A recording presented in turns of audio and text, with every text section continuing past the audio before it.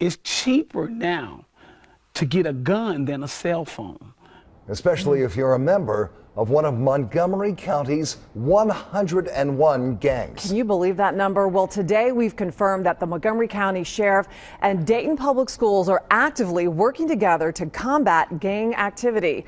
Elise Coulter has our big story tonight and spoke to one group who's been working to change our community for the better.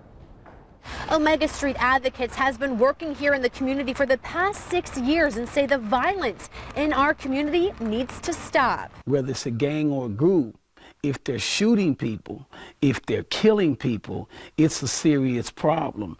Marlon Shackelford is one of many Omega Street advocates. He's concerned about the shooting that happened Wednesday afternoon, especially since Trotwood Police are saying it's gang activity. And I do think that it's a legitimate concern about how many gangs or groups that we have in the city. The Montgomery County Sheriff was on the scene after a 15-year-old boy was shot in the shoulder. Police say it was two groups of teens shooting at one another. We have a gang problem. Are we Chicago?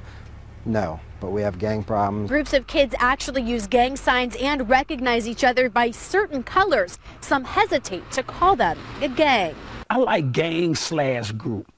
Because I do feel that gangs are organized, most groups are not. But no matter gang or group, the community is reeling from this latest shooting. It's just kind of hard for me to watch as a mother, these kids out here taking these guns lightly like it's just the solution to all of their problems. The sheriff's office came up with a solution, working with local schools and their teachers. So we can tell them what to watch for, what kind of behaviors, what kind of handshakes, what kind of clothing. But for people in the community, they feel it's up to them. It takes a village to raise a child. At one point it was a village, I raised a child. Now it's just me and my kids and I'm not worried about yours. And I feel like we should all be able to come together.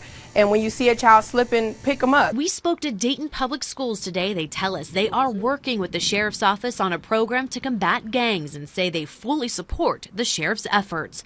Reporting in Dayton, Elise Coulter, Fox 45 News.